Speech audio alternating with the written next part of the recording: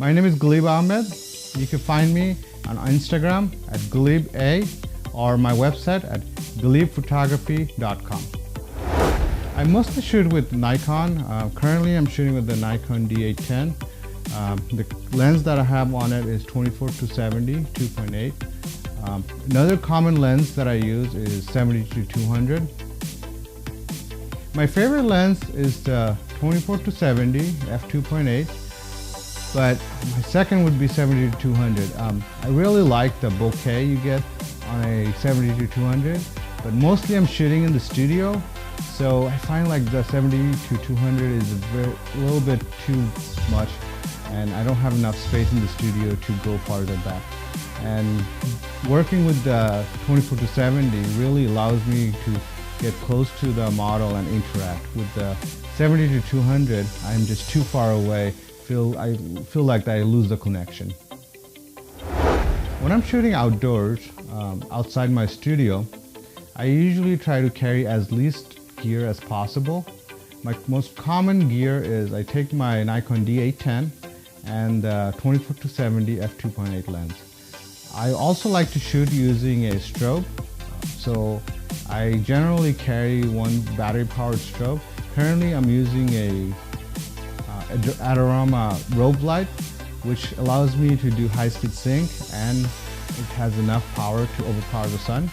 And generally, I add either 24x24 softbox or a umbrella. Outside, sometimes the umbrella becomes a little bit of a problem if it's windy, so in those cases I use the softbox. I've purchased a lot of small things related to photography here and there, but some things I bought and I don't even have track stuff anymore where they are because I don't use it. But one of the things I have to say is that don't buy cheap equipment. One of the things I learned the hard way is that I bought cheap umbrellas and light stands and things like that, but within a couple months they fall apart. Then in order to replace it, if I buy another cheap one and continues on, and over long term you end up paying more than if I had bought expensive equipment in the first place. So I have to say my regret is buying cheap umbrellas and light stands. For my photos, I usually try to get a very dramatic light.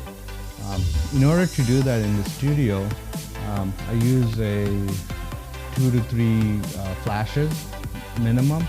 But on the field, if multiple lights are not possible, I at least try to bring one light instead of shooting natural light. In terms of shooting, to get the very dramatic light and also get the viewer's attention toward the subject, I try to shoot with low aperture value, so around f2.8 or f4 if I'm using strobes. And that allows me to create a good bokeh on the background so that the model or the subject is in focus and the background is completely blurry, so thus taking the viewer's attention toward the model. I usually try to shoot raw because that allows me the maximum information when editing. So if some exposure is off, so I could change it.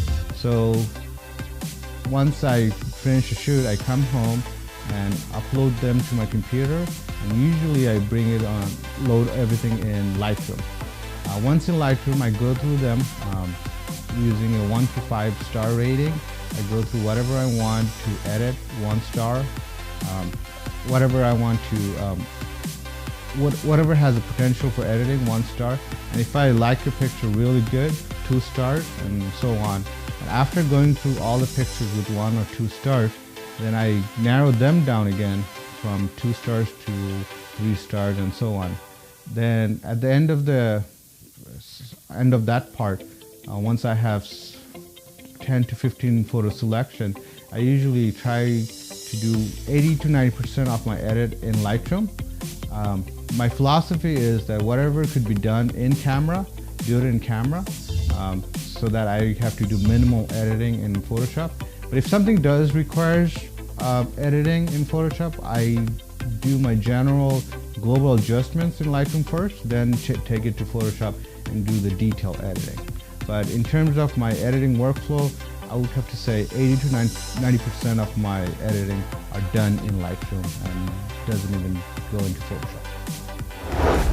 Photography is a very creative process, so in order to keep me educated, I usually try to get inspirations from other photographers' work.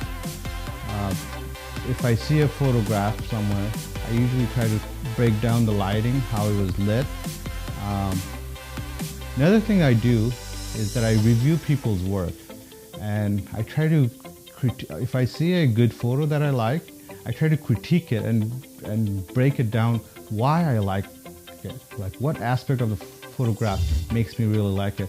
Also, on the same note, if I see a photo and I don't like it, I try to break it down, like what part of it is making me not like the photo.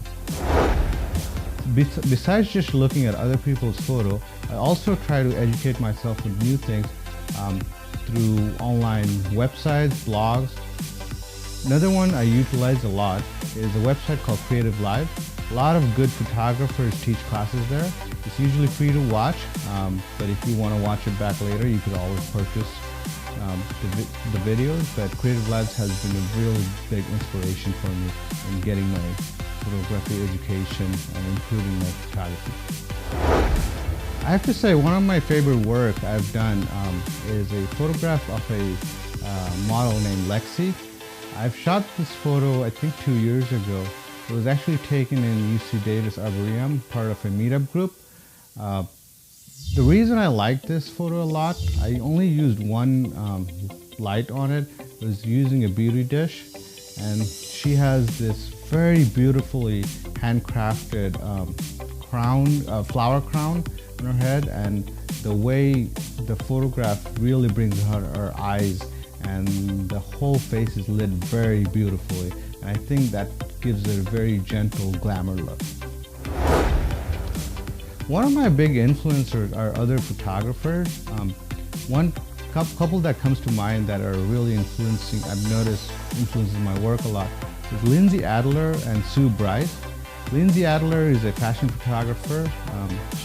Her style is very avant-garde, and I see myself shooting in ways where Lindsay Adler uses a very dramatic light. I'm also using dramatic light and dramatic style.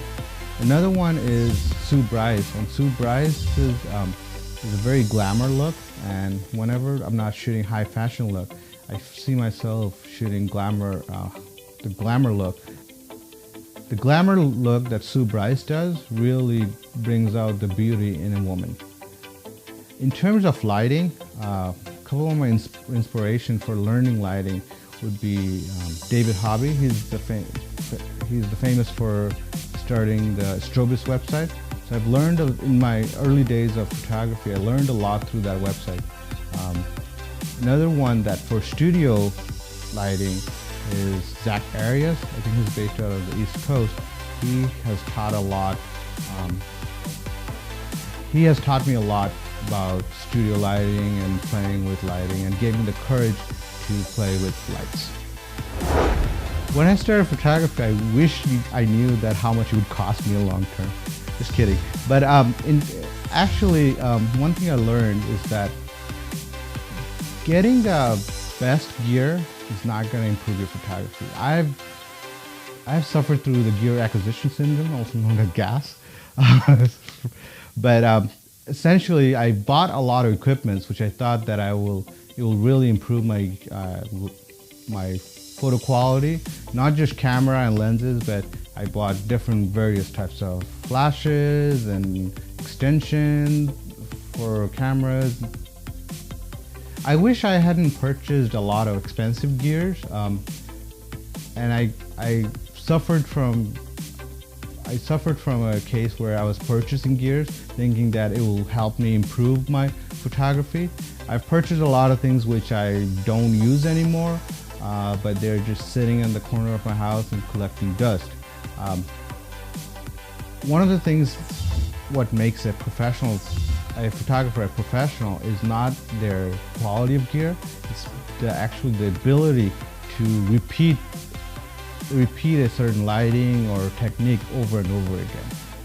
And I think no matter what your gear is, with enough practice, with even a low quality gear, you could recreate the photo. The only thing that the expensive gear does, it makes it easier for you to do it, but it does not automatically